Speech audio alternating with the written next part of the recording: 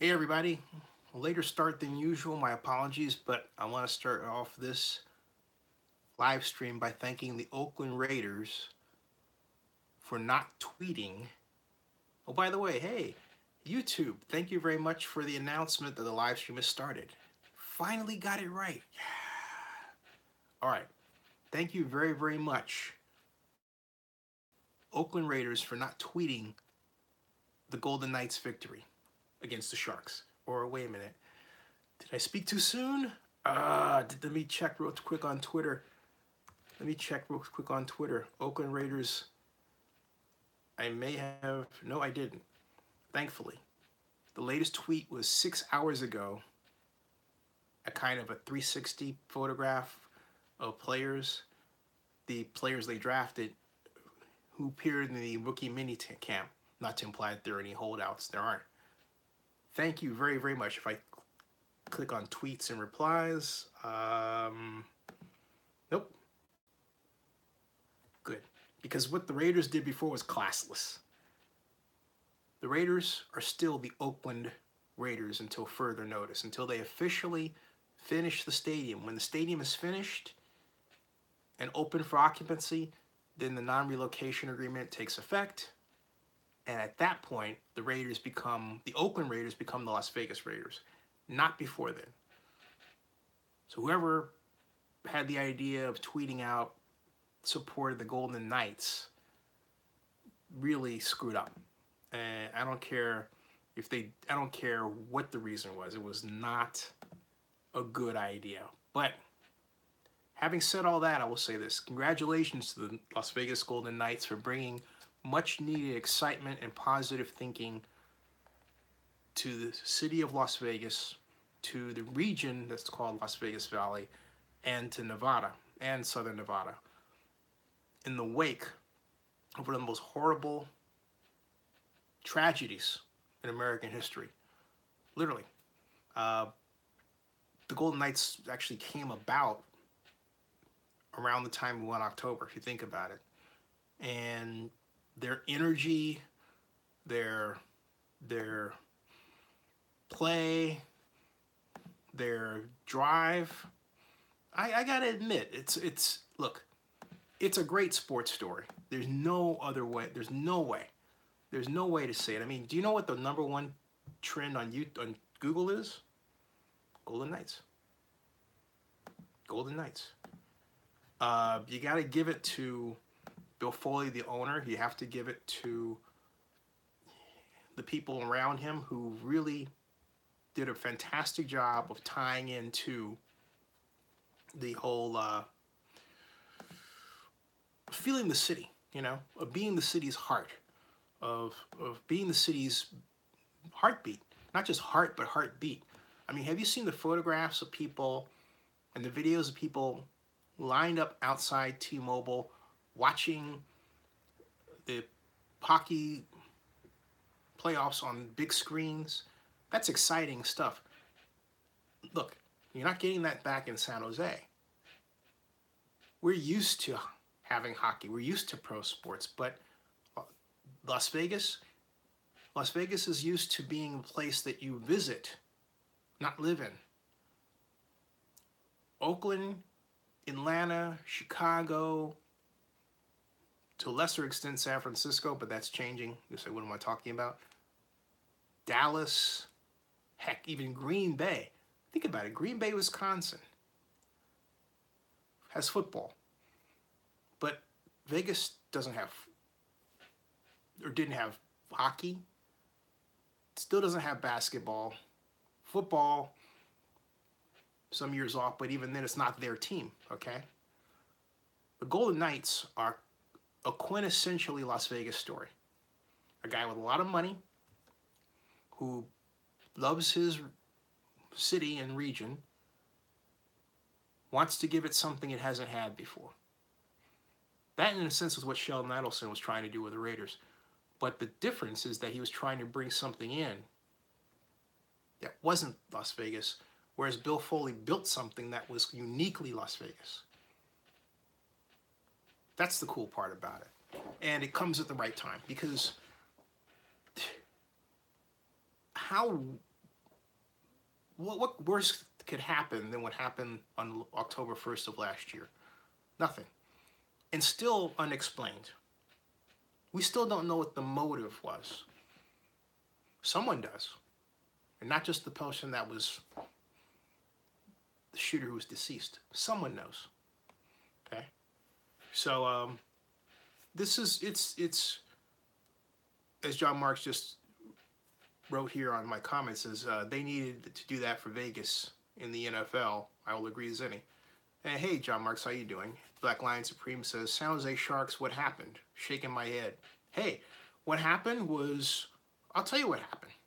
When you strip everything else away, as Malcontent pointed out to me earlier, as before, I mean, I don't profess to know the hockey game, so I defer. They play faster. The Golden Knights play apparently faster than any other team.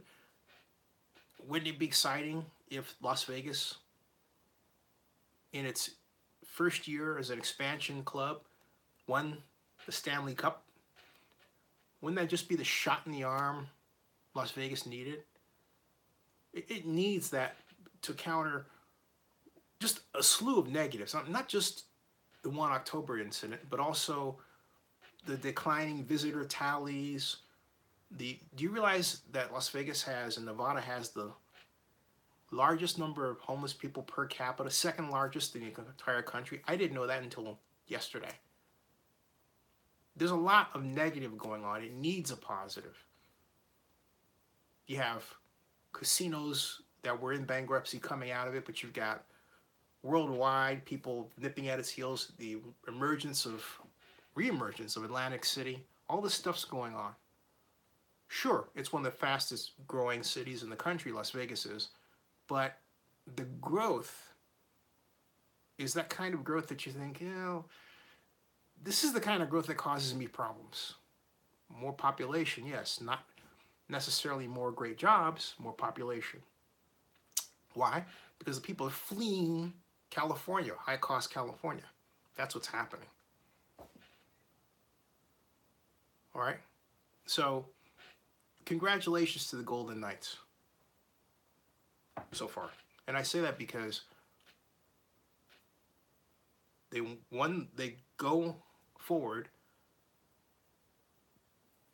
but you just, I mean, now it's okay to root for them because the Sharks are dispatched, okay? It's okay for us in the Bay Area to root for them, right? But you don't want to go overboard and be disappointed. John Mark says, give the expansion team to the Vegas and call them the Vegas Renegades. I like that idea. John Marks also says, Vegas Golden Knights might be NFL Stanley Cup champions. I agree. Malcontent, he says, Black Lion Supreme, the Vegas goalie Fleury outplayed the San Jose goalie Jones, plus Vegas just played faster. You don't win on legacy, just on execution. When you say play faster, can you explain what that means? Because is that a coaching point? In other words, how does one play faster in hockey? You just run faster? I mean, what does that mean? You have better vitamins? I'm not kidding you. In football, I know what play faster means. It means a no-huddle offense. It means a shorter count. You play on, you go on first sound, right? I know what that means in football. But what does it mean in hockey parlance to play faster? I don't understand that. So someone says they play faster, I say, okay, and I realize, why am I nodding? Because I have no idea what that means. Someone tell me, what does it mean? What does it mean to play faster? I don't know what that means. You know, I don't. Tell me, what does that mean? They play faster. What is that? You drop the puck and they're like, Pavlovian dogs. Do they line up closer to the puck? What do they do in terms of technique to play faster? All right. So Black Lion says, those fellas, I missed all the games, was wondering what happened. And Black Lion says, I want to see Vegas do well. I love Vegas and have had some great times there, but they can't have our Raiders not without a fight. That's a different story. I want to know what it means to play faster. talking about hockey. So Terrell Johnson says, move the puck, quick passes, and more shots. So in other words, that means basically you're taking shots from anywhere on the ice, long distance, right? They are a threat to strike from anywhere. Is that what it means to play faster? John Mark says Raiders will not succeed in Vegas. You know, I'm not sure they will fail either. The one thing I'm certain about is cost overruns. What I am less certain about is their ability to overcome them. And I say that because the problems the Raiders are going to face in Las Vegas are surmountable for the most part, except for that fault line. I'm really concerned about that fault line. I'm concerned about the Decatur fault. You know, that earthquake fault that's 14 miles long, that's just a block away from the property? I'm very concerned about that. I'm concerned about the consistent process of exploiting caliche that goes on as I speak, which means they're going design build, right? But that price tag, no one's telling us what that tally is. Okay? So John Marks wants Mark Davis to feel our pain. The best way to do that is lawsuit. Bob Iman says, I'm disappointed that the Sharks are suing the Bay Area with the downtown extension. Well, Rob, that's a business issue that I am not familiar with to know what the plaintiff's concern is. Let me look that up real quick just so I can tell you. I mean, from urban planning, well, from my background, I think I can give you render a pretty quick Sharks lawsuit. A pretty quick verdict for you. How's that? Sharks lawsuit. I typed Sharks lawsuit and I got Sharks slam Bart VTA with lawsuit over San Jose extension. This is according to the Mercury News. Let's see here. But NBC Bay Area says Sharks owner sues VTA over Bart extension. Okay, this is clearer. Because the last news reported it wasn't certain who within the Sharks organization started this. It's the owner. And apparently they have a nice little map here. And as I scroll down, if it'll let me, this is one of those JavaScript-laden web pages that I hate. And it says Sharks Sports and Entertainment filed a suit against the Santa Clara, that's the way it's written, filed a suit against the Santa Clara Valley Transportation Authority over the BART extension, parking, and construction issues. Okay. The suit filed Thursday demands the VTA to immediately stop work on the BART extension project in downtown San Jose until the agency addresses how the construction will disrupt the events at SAP Center. Well, that's reasonable. That's something that they should have figured out a long time ago. So from that narrow perspective, they were correct to sue. The entertainment company, I'm reading this, also said it doesn't believe the VTA adequately planned to make up for the parking spots that will be lost when the new Deer Run BART extension is finished, which could be a problem for people who attend the events at the Shark Tank. You know what I'm thinking as I read this? Hey, Oakland Coliseum, go after them. You know, offer the Coliseum up, get aggressive. Offer the Coliseum up as a temporary home for the San Jose Sharks while they wait for the downtown BART extension to be complete and iron out those issues, right? So, hey, come up and play in Oakland. Ding. I think it'll be a great thing for the Oracle Arena, great thing for Oakland. Call them the Oakland Sharks. I like that. Okay. But is the lawsuit just? Absolutely. Rob Iman, there's no reason to be upset about it. It's business. It was bad planning for BART to allow construction to proceed without an adequate hearing to the business owners, including the Sharks, how their operations will be impacted. That's logical. So if anything, you should be angry with BART, not the Sharks. The Sharks are right.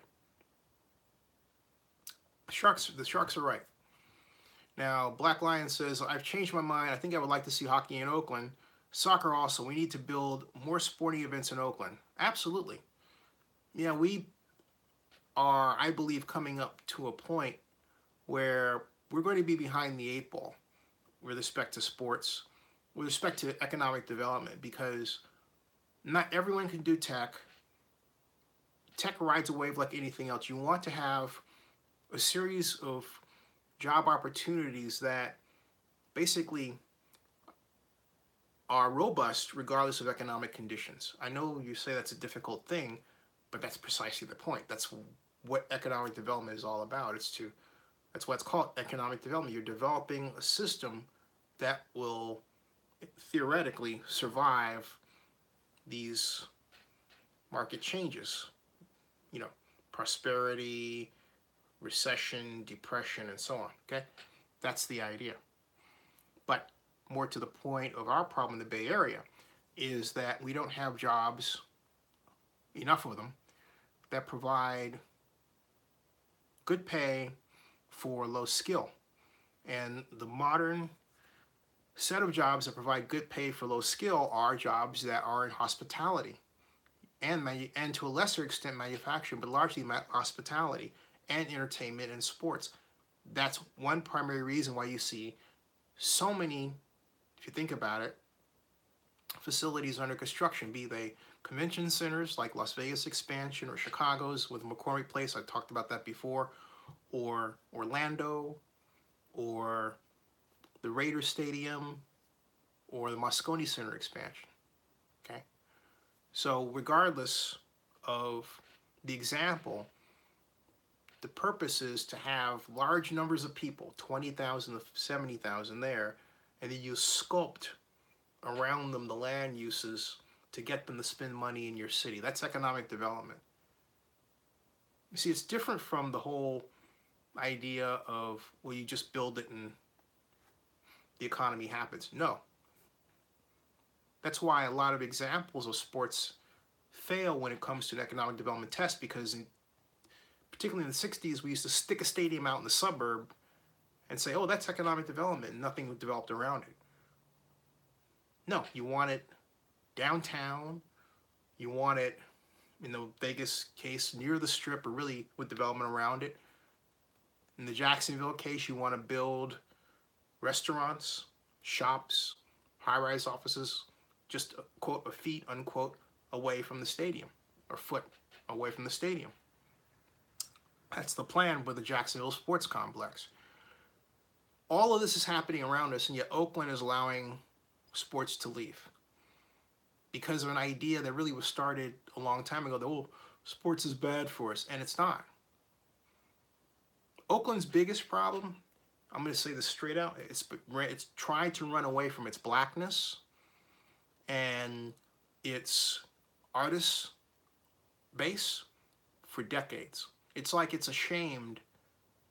Oakland is ashamed to be black and high fee or low income or anything. That's how we respond. It's like, oh, don't look at this thing. And yet, by contrast, Atlanta has been very supportive of its black culture.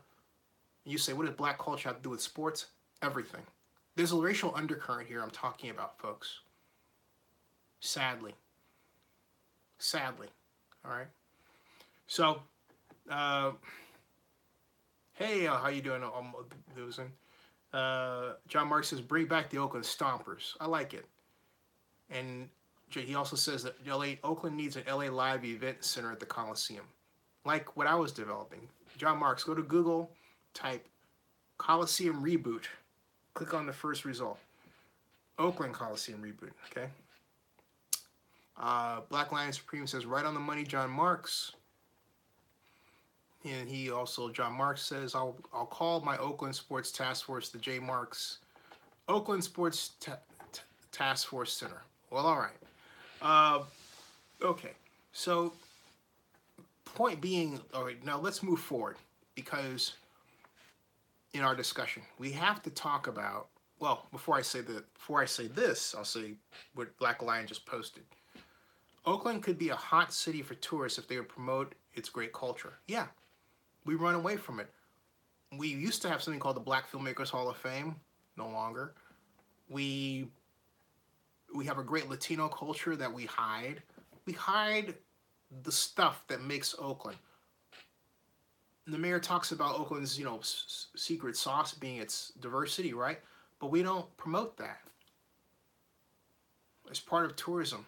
We don't, and we don't design our economic development around our culture. If we did, we would have systems to maintain artists in place. We would fight to have retained redevelopment. We would fought to retain redevelopment so that we use the money from tax increment financing to help businesses stay in their facilities, provide more affordable housing. We did none of that. At the very time in 2011, that redevelopment was killed. Right after that, we started this increase in market rate housing, increase in costs, but we had, what is that? A reduction in availability in affordable housing fund from 111 million to zero by 2013. So we went this way and we went that way. With redevelopment, we would have at least been able to mitigate that. Nothing. So it's, and yet there's a lot popping. Oakland is, a friend of mine said, or someone, that they were at First Friday and all these people around. Great. But I am not in favor of Oakland being Brooklyn. Just saying. All right. Moving forward, let's talk about, did you see LeBron James Friday night? Ooh. What a tremendous performance by LeBron. A little head hurt there. Wow, excuse me. I got a little pain right there. I don't know where that's coming from. It's like, wow. I may have to stop this early because that is a wild pain. I don't know where that's coming from. John Mark says, I'd like to bring in Godfather Grizz and Ray Bobbitt into my inner circle. Great, good for you.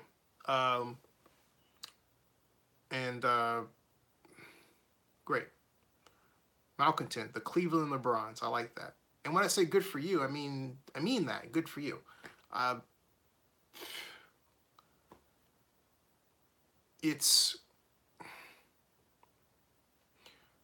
They've done a fantastic job. But the city has to make the decision to pull the trigger on a lawsuit. That said, I believe the city of Oakland will sue the Raiders. I will say, I will at this point be very surprised if some kind of action does not commence toward that. And the reasons are mainly my gut. This is what my gut is telling me. Hey, my gut's been wrong before. I didn't think that my gut told me that the Raiders will not foist upon that the NFL would not foist upon the Raiders the opportunity to go to Las Vegas because of the cost problems associated with it, because of the market size poor of the area. But they did it. I still think it was a cruel joke. I will always think, regardless of how it works, that it was a cruel joke. That it was one of those tests that are of a Karate Kid dimension, you know? Would you really put your young sensei through this? Yes, if you didn't like him. You know what I mean? That's what it looks like. So, now as far as, I want to say something as far as task forces and the future of Oakland and everything. I got a call from a couple of gentlemen. I talked to them about now, almost 2 weeks ago. And they were waiting for me to put up this one sheet that I said I wanted to do regarding my idea for the future of sports in Oakland, thereabouts. But then, look, personal life took over, and family issues I've talked here with my mom being sick and everything. And when that happens and you're the only child, everything else goes by the wayside, especially if someone's not paying for you to do that. It was my timetable to do that as I pleased. So I get a call from one of the gentlemen saying, hey, when are you going to hurry up and do this? Because the person you talk to may come into a great deal of money, and that could benefit you. Okay, so let me think about that. I am supposed to sit down, and I'm supposed to write up a document and post it, and then sit around and then watch them make money off of it. That's basically what he said to me. You know, like there may be an opportunity for you. Let me think about that. But then the people would say, we love what you're saying, we admire what you say and everything. They admire me so much that they're willing to basically profit off an idea that they want me to put out there. Okay. Think about that. All right? John Mark says, not cool, Zenny, on that. No, it's not. And no, it isn't cool. I'm talking about LeBron. Joseph Binsman says, we got to do another check-in call. That was fun to have everybody for the NFL draft. But Joseph Binsman writes, LeBron is building his clutchness. Ha! Still not where MJ was, Michael Jordan. But there's no doubt LeBron is amazing. I wonder if the Celtics can stop the Cavs. We'll find out. Malcontent says, Z, you're right. The Vegas opportunity is an economic joke, at least for the Raiders limited partnership. Yeah, it is. It's harrowing to watch them have to deal with that. Ooh.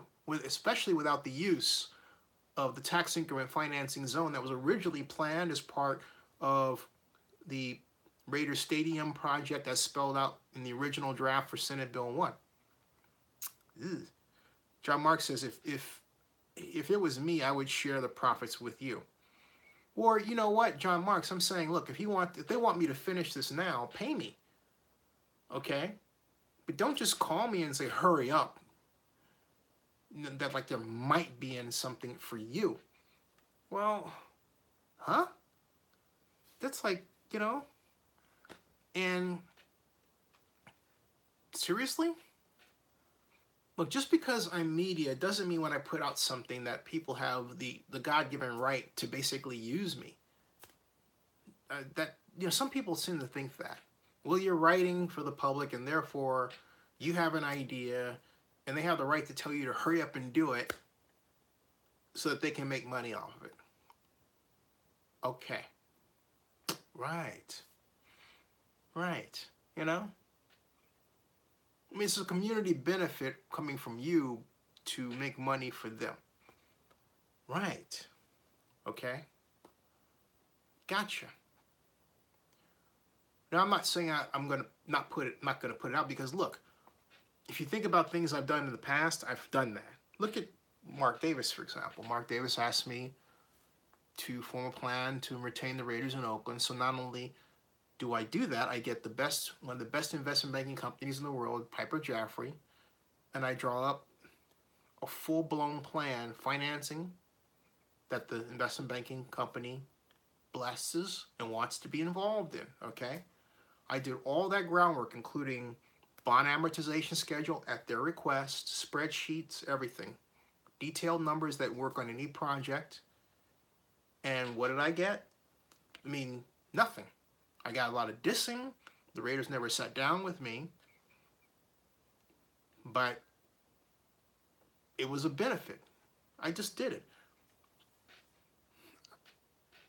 I'm not going to do that like that anymore. Because the reason I'm not is because of the way I was treated by the Raiders. And that's why I'm not going to do it again with these guys. If these guys want me to hurry it up, then hey, look, hire me as a consultant. If they really believe in my ability. And I've talked to them. I say, hey, look, I've got priorities here. All right, I had to get that off my chest because it just bugged the crap out of me. It really just like, okay. John Marks says you may need to sue. You need to sue Mark Davis for your hard work. I don't know.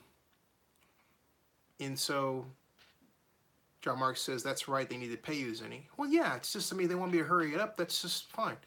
You know. So Black Lion Supreme says no respect at all. None. And then, you know, Davis then at the owners says, I don't want to talk to you. Okay. I mean, they really, if you think about it, the Raiders have been really just crappy to me. You know, just coming and going, right? So, I'm just being honest. There's no other way to put it than that. Malcontent says, Z, don't do it. If that new group wants your cohesive plan, make them play. Make them pay. Yeah. And that's what got me was I didn't like the tone. It was no words of sympathy for what I'm dealing with personally, right? Nothing like that. And I was blunt and honest. Giving that person every opportunity to say, hey, Z, I feel what you're going through. Hey, you know what? Let's change the thing. Here's this. We can pay you this because we really believe in what you're doing. Fine. Instead, it's, oh, no, this dude could come into a great deal of money and he might have something for you. If what? So, but it's all contingent upon my doing something, right? But then he might have something for me. I mean, as Bill Withers would say in this song, ain't that a bitch? Ain't that a bitch? Somebody doing something slick. You know, yeah, they are. Got me wondering which is which. I forgot, you know, the lyrics to that song. Just, what did they say? Then he says, I think, just makes me turn around and dig a ditch. Ain't that a bitch? Oh, my God. All right. ML Scott, how you doing? Nice to have you. John Marks says, ML. John Marks repeats what I was about to say. How are you, ML? And Black Lion says, the city of Oakland should have put you in charge of sports operations, and I will never forgive them for doing just that. You know what? That happened, yeah, and that was in the past, and I've forgiven people for it not happening. The people who should have done it then, I think, look, Bill Claggett put $80,000 toward my sports commission. I made a mistake at the time. The mistake that I made was I accused Jerry Brown of being racist in public. And in the email. And that got released. It wound up in Chip Johnson's, column, whatever. And I didn't back down from it. What happened was I said to Jerry, hey, Barry Lee, how you doing?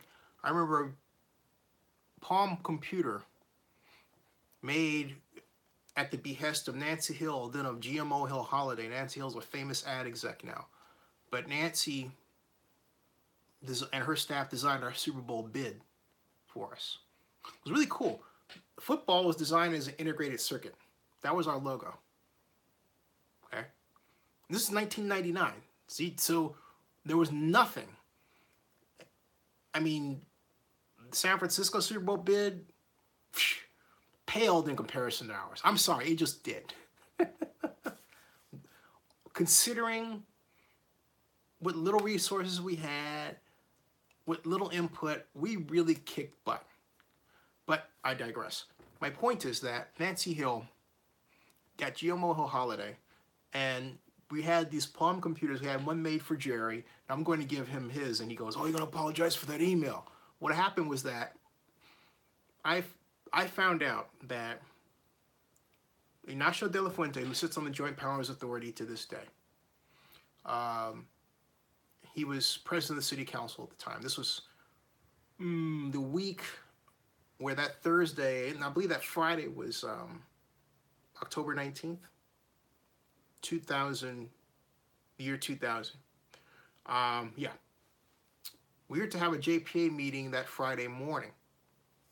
And What happened was that I was trying to get the Joint Powers Authority to approve a contract that would have been between the National Football League and the Oakland Alameda County Sports Commission Super Bowl 39 bidding committee so that the NFL could use the Coliseum, both arena and stadium, for the Super Bowl bid, for our Super Bowl. The ultimate outcome was that the JPA took a vote of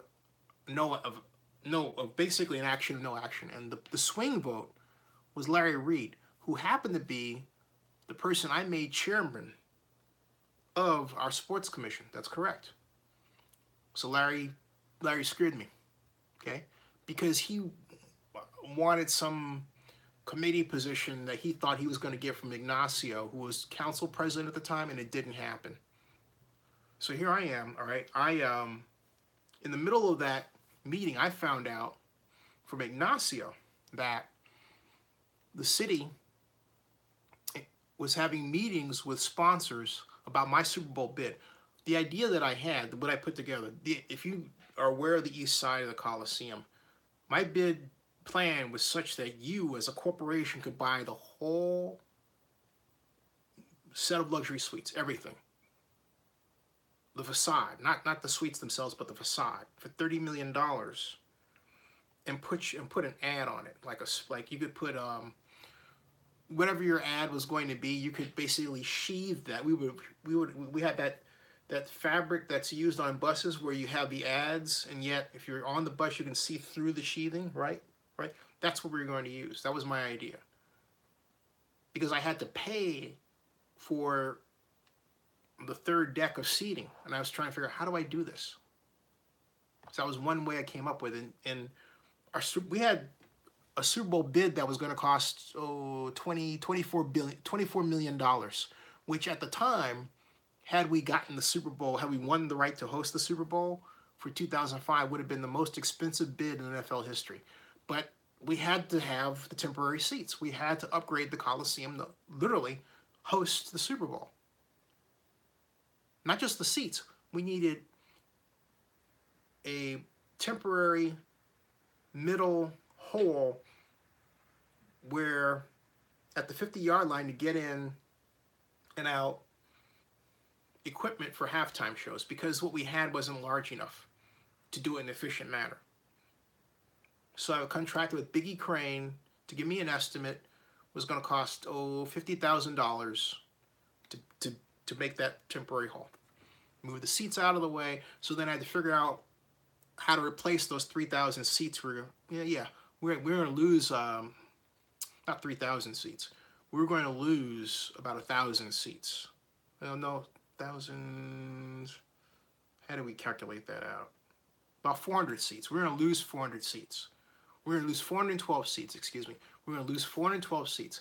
So I had to take that block, and I had to figure out where to put those 412 seats someplace else. At the same time, when you're trying to figure out where to place those seats, the NFL also takes away the first 3 decks of seats for sidelines.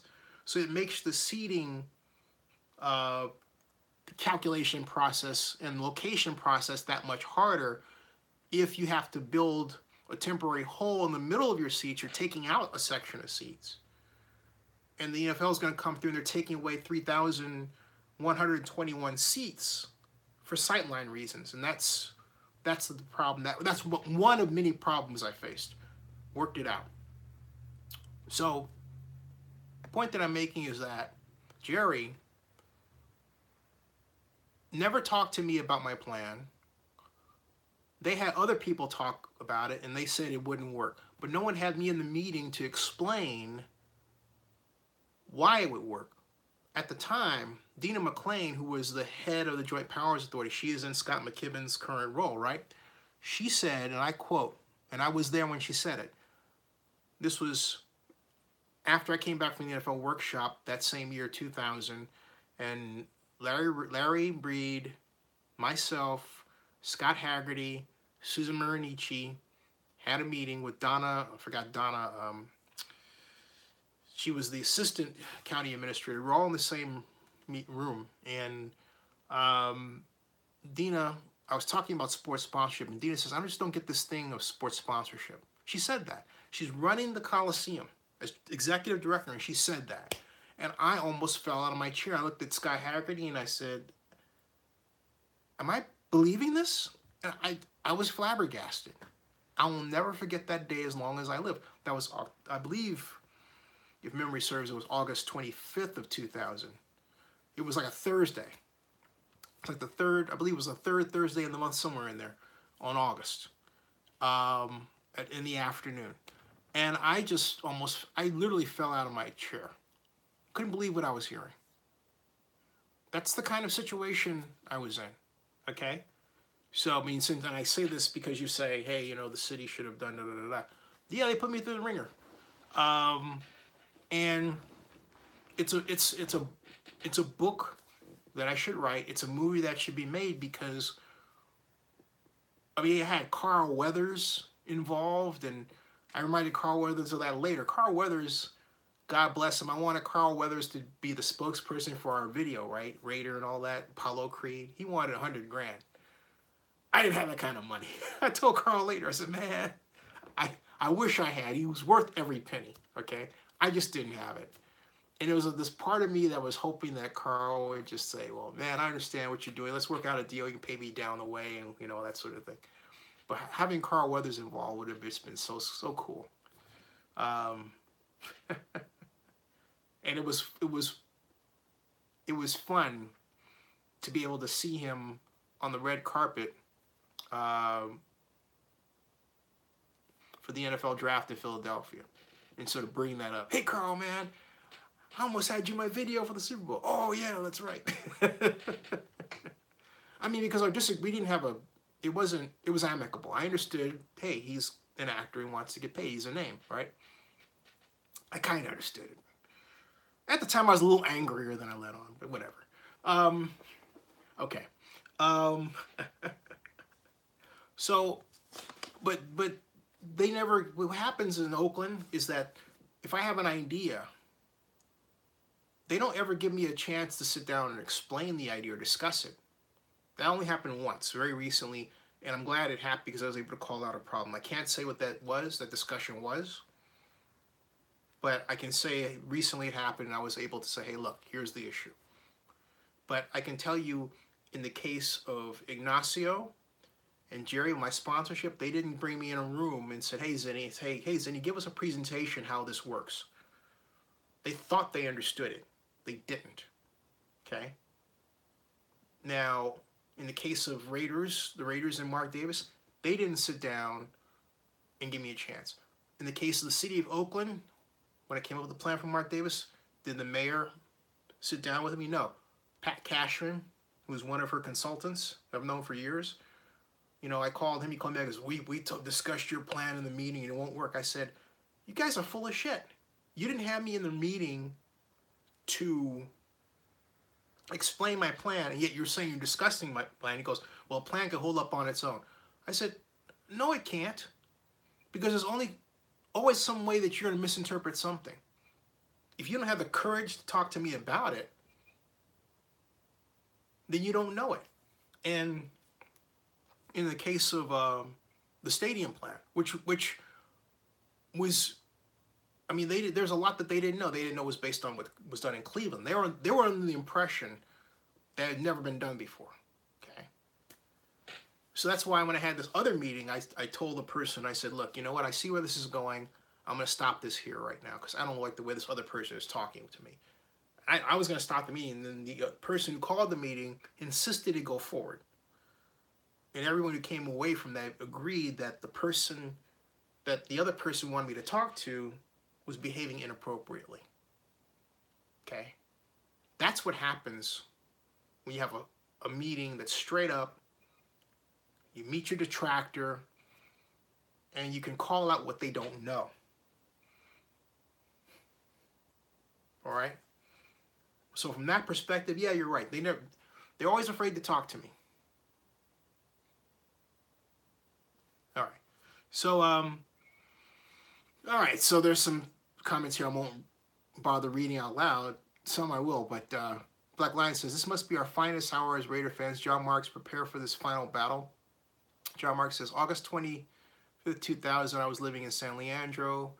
Um, Carl Weathers is a great guy. John Mark says, and I agree. Carl Weathers is a great guy. He's a Raider.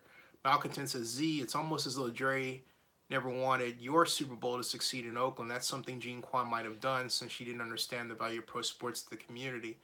I think what happened was that, well, I know what happened. They didn't expect, it was Robert Bob, and they didn't expect me to succeed at all. Because, hey, I'm not the, Dave Newhouse of the Tribune said it right to my face. Well, how come George Vukasin, he said George Vukasin, who was the president of the Coliseum, late George Vukasin, friend of mine, who I'd buy this big, tall bottle of Grey Goose, a Canadian Club. Love Canadian Club, okay? And who gave me the opportunity to ask the second question, first or second question when Al Davis came back to Oakland from LA. Love Mr. Vukasin. George is fantastic. But Dave Newhouse said, well, George Vukasin should be doing this. I said, Dave, he doesn't want to. He's angry with the city of Oakland. He's angry with Ignacio De La Fuente in particular. And Ignacio's a friend of mine, but I'm only stating a fact. The way Ignacio handled the politics at the time was heavy-handed. He pushed George out of the way, and George didn't like it. He felt disrespected. That's just a fact. There are people, on the other hand, who felt that George Vukasin held everything close to the vest. Said this is public facility, but you couldn't get the answers you needed out of it. They had already had a financial controversy in 86, 87. So the feeling was, hey, you know what? These guys have their little club down there talking about the people who are on the Coliseum board, and they're untouchable. And so Ignacio saw an opportunity to wrest control from them, to open up to process more of the public. So I understood and understand what Ignacio did. But because of the politics of the time, because of the organization, the way he did it was not without its casualties. George Vukasin's feelings were one of them. So he didn't want to get involved at all with anything that Oakland did. So I said to Dave Newhouse, look, you're telling me that I'm not the right one because George should be involved. You get George involved. I said, Dave, the one thing you have to understand is that a person's desire and passion to do the job are as important as your perception of their acumen. You can have what you think is the greatest person out there to do the job, but if they don't want to do it, what does that make them? Not the right candidate. Okay?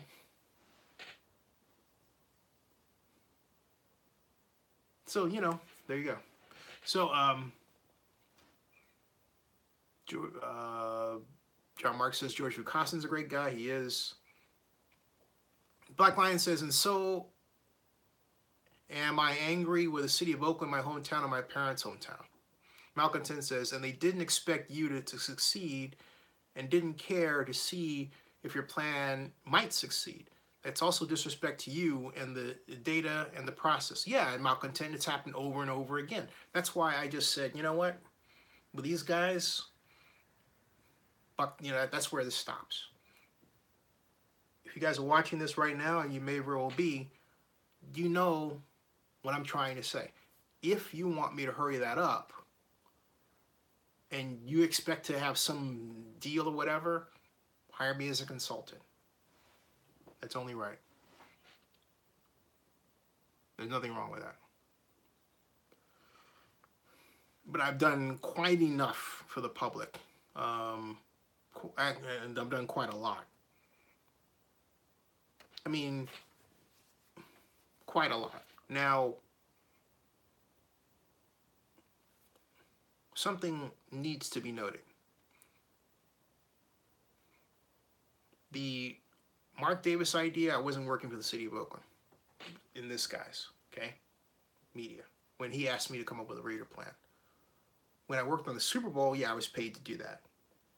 But even then, I wasn't directly paid to do that. What happened was that, and the way I got into this was, first of all, when I was appointed to be LSU's economic advisor, he said, you have oversight of everything from the redevelopment to the Raiders. Oversight doesn't mean, people respond to me. What it means is I am the mayor's eyes and ears. LSU taught me how to cultivate power. Because prior to my working for LSU, I was known as a bomb thrower. Because, hey, I was a columnist. Sound familiar, right? Even though that's journalism isn't my, background. But I was always the guy that was like, oh, complain, da. What LSU taught me was the image, how images work to convey power. For example, just sitting next to him or saying something into his ear, people see that. This guy has the ear of the mayor. All right? And conversely, I remember Libby said to me very recently, basically, I should be happy that she's calling me. Well, it's not the first time I've been in that position, Libby. She should know that. That was something that Libby should not have said. But she did. Because the flip side of it is also understand how to cultivate the power of not saying something to a person who needs the information if you're in a place where you're media and you're able to help. There's a way that you can mitigate that. And I say that because I hate to see play political games, but this is what you're forced into if you're just trying to be an honest broker and help people out to improve your city when they don't necessarily want to hear you.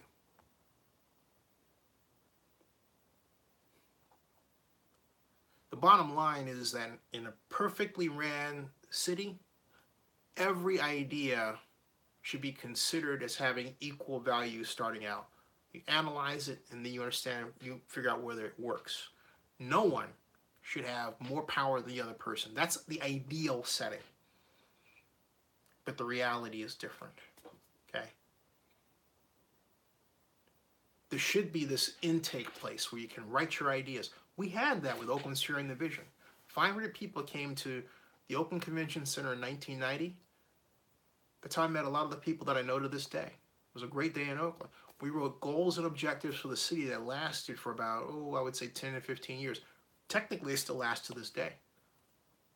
They still last to this day. If you go to Oakland News Online, my blog, and go to the right, look at Oakland Sharing the Vision, OSV, what happened to Oakland Sharing the Vision? Click on it. Talks about it right there. Set of goals and objectives for Oakland. Ideas from everybody. You throw the ideas on the wall literally and see what sticks. It's a brilliant time in the history of Oakland. Something we need to do again. That's the way government should work. Okay? And it's something we should do today, not just for our sports issue and economic development, but homelessness, everything. We should have this idea dump.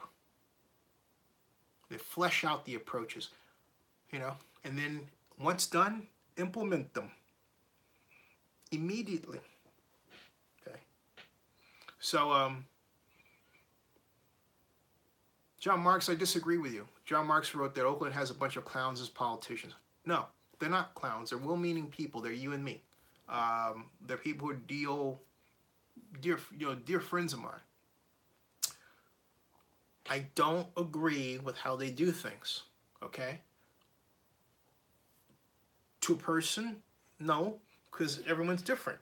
There are people I will not name who don't treat me like that who are politicians, So I can't say that. I can't agree to that. They are representative of the democratic process. They ran for office and they won. Sometimes when you run for office and you win, it changes you. Well, heck, what am I talking about? It happens all the time. But I would never associate them with something with an insulting statement like that. No one who runs for office should be thought of that way. And I say that because if you take for office, do you want people thinking of you that way if you take elected office? Being elected official is hard, man. You've got everybody throwing stuff at you. It's hard. So Malcolmson says, this is why publicly an open dialogue is so important. Most politicians, he writes, are more focused on their career development rather than the city's economic development. I agree with you, Malcolmson. I think that's why we need to take economic development out of the city's hands, much as we've done with the police commission, and put in a commission of its own. John Marks says, they're allowing sports to get away, Zinni. You may disagree with me, but that's my story and I'm sticking to it. I agree with you, but it doesn't mean that anybody should be called a pejorative. I mean, we have to take the emotion out of it, more professional approach, more analysis, issue a directive. Hey, welcome to Zinni62, everybody. And so, Steely Blues. Hey, haven't seen Steely Blues in a while. Steely Blues writes, George Bukowski was a great man.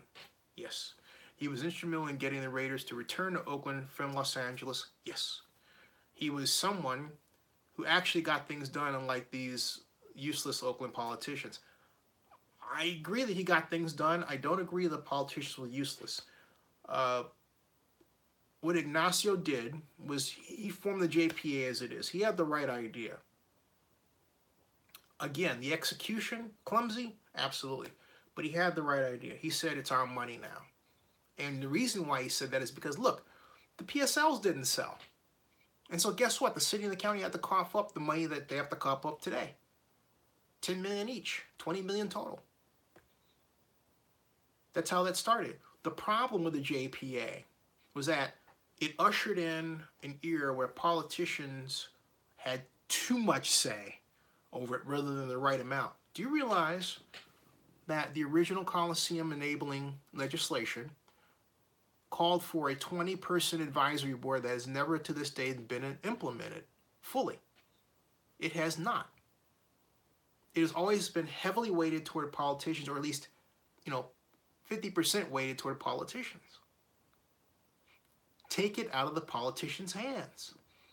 The reason is that you've got, I have to call you out, Lynette. I love you. Lynette Gibson McElhaney, Oakland City Council District 3 representative, but you gotta attend more JPA meetings. You've attended, according to my sources, less than 50%. So consider this. When Lynette does attend a meeting, she's so busy with everything else that's going on in her head because she represents a district within a city that she's not going to have a clear view or understanding of how to solve that problem. I don't care what it is with respect to the Coliseum. So she'll defer to somebody else because in the back of her mind, she really hasn't had a chance to really sink her teeth in it because she hasn't been to the meetings. That's bad. That's bad.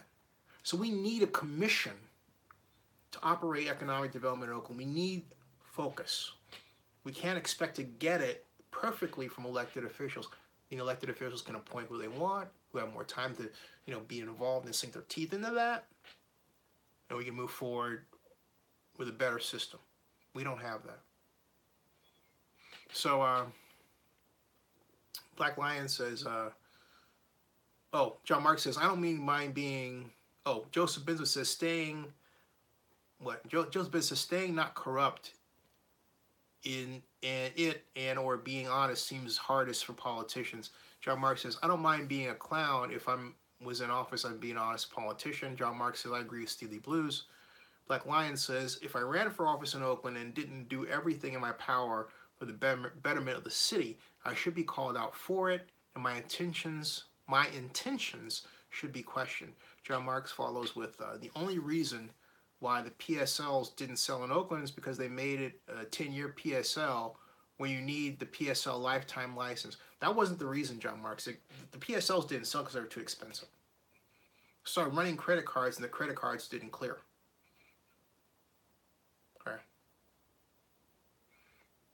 So Black Lion says, facts. I was one of the first in line to get my PSLs, even was on the local news that day. Ooh, gotta find the clips. John Mark says, we need to regulate people that care about issues like sports. We need regular people, he says. Yeah. I'm going to stop at 1:45, by the way. It's 1:34 in the morning. Stevie Blue says, the Oakland Football Marketing Association, OFMA, was a complete disaster and botched the whole PSL sales. No, I could say the Raiders had a hand in that as well. The problem was that the Raiders basically seceded sales of their own tickets to an organization not their own, and then turned around and blamed that organization for problems with respect to a product that it should know better than anybody else, the sales of tickets to their own football games. So the Raiders were and are as much to blame for that as anybody else. And let's see how this thing goes with respect to PSLs and the Vegas parlance. Because to me, you know, the Raiders are in a position where they're the PSL agent this time. It's different this time. They're the PSL agent. In fact, they were supposed to be the agent at first in the Oakland system. Then they switched it to the OFMA in terms of control, right? And then they asked for control back, and they got it. It's dizzy. But the bottom line is none of that would have occurred if the proper market study were done. It was not. And an honest rendering of the ability of the, if you will, electorate to buy tickets was done. But look, everybody wanted the Raiders back. There was a hunger and desire to get the Raiders back to Oakland that in the modern era has as its equivalent for the purposes of illustration what Las Vegas is demonstrating with the Golden Knights and their excitement over the Golden Knights. It's about on that scale. Well, excuse me, it's actually north of that. So because of that, people were willing to put their blinders on and say, okay, we're going to get this thing done and forget all this other stuff. Just you know, move forward. Black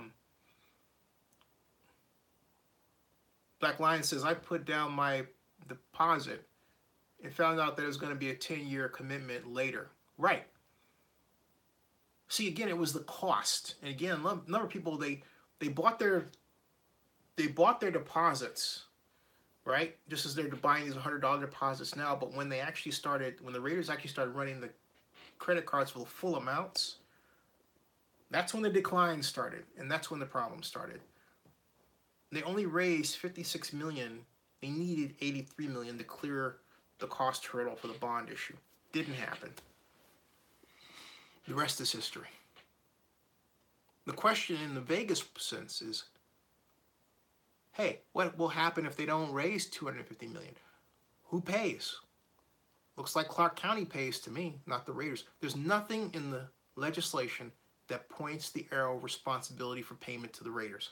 Nothing. $200 million, $250 million, they need that $50 million for the construction. Who makes up that gap?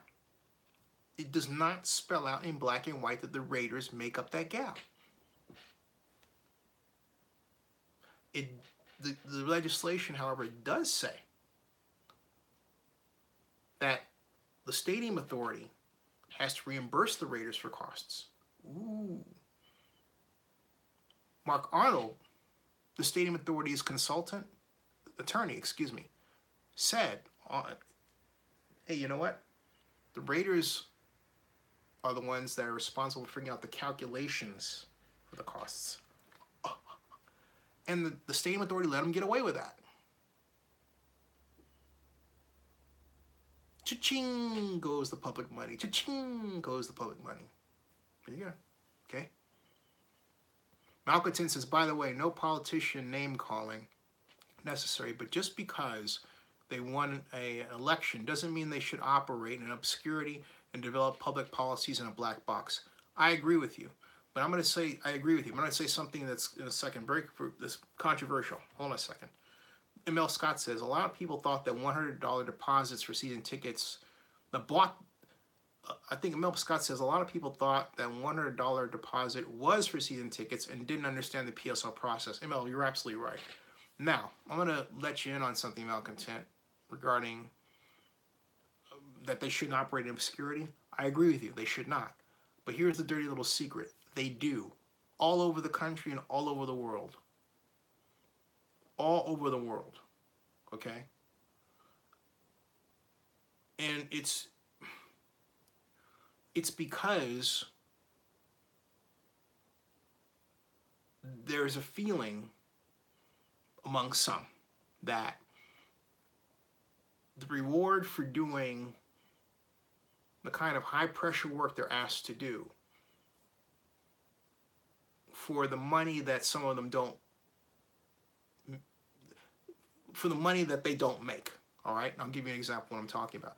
There's a feeling that they should at least be allowed some secrecy of operation. I'm not saying it's right, but what I'm saying to you very bluntly is if our process were completely transparent, if you could look over the shoulder of everything the elected official did, there would be a criticism from every corner. And the criticism would be so great that no one would want to run for office. We're already getting to that in a number of circles in California. What with city councils that are disrupted by people climbing on daises and everything else. Looks like a zoo or everything else, all right? That turns people off from running. That's just one example of the problem. But you put them in a position where they're paranoid, where they're afraid to make a move because someone will not only criticize them, but bring it to council, file suit, whatever. That scares the heck out of them. And then that's for those situations that are not misinterpreted. Bring in the misinterpretations, and the fear, the reports are greater, and the fear is more, all right? Elected officials are human beings. They make mistakes. So their feeling is, hey, look, I should be allowed some modicum of secrecy in order to properly function. I'm not saying it's right. I'm saying this is how they think. How else to explain why the situation goes on all over? I filed a complaint with the Nevada Ethics Commission regarding two people, the Steve Sisolak and the mayor of Las Vegas, over the fact that they were getting huge contributions from Las Vegas Sands. At the same time, they were on the SNTIC regarding Las Vegas Sands proposals. I felt that should be noted. I felt it should be talked about. Do you know who it was that encouraged me to file the Ethics Commission complaint? It was the executive director of the Ethics Commission. So I did. The same executive director of the Ethics Commission then wrote me an email explaining why my complaint was not valid. I'm like, what? Okay. And at that point, I thought, okay, I get what's happening here. All right. We always say we want this clean, open, transparent process. And yet we have a system where in Las Vegas, the elected officials are not properly compensated. Think about the Nevada legislature, which is under Dillon's rule. They get paid so little that they have businesses of their own they're allowed to operate. I think they get, what, $14,000 a year or something like that? What was the, let me see what this is. Nevada legislature compensation. Yeah, compensation. Okay. Let's see how much the state representatives make a year. Yeah, the base salary. Let's see, in some states,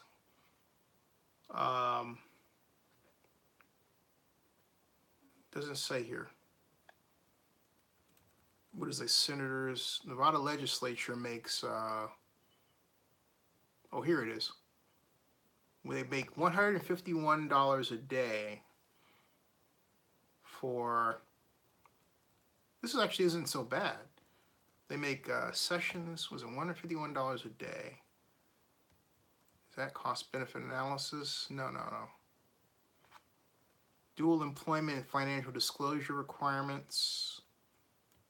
I'm trying to figure out how much they make here. Well, that's not an easy answer. Let's see if we can go general information, facts, and figures. Okay. The minimum daily salary for legislators is $130. So that's it. Compensation. Legislators are paid a salary for the first 60 days of a regular session and for up to 20 days of a special session. Okay? So the minimum daily salary is $130. So you take that 130 times 60 days. So you're not looking at a lot of money. You paid 60 days. That's 3 months, $130 a day. That's it. That's dangerous. And that's why you have a situation where Las Vegas Sands under Sheldon Adelson can walk in and make all these promises. Who knows what kind of promises they made to people who have small businesses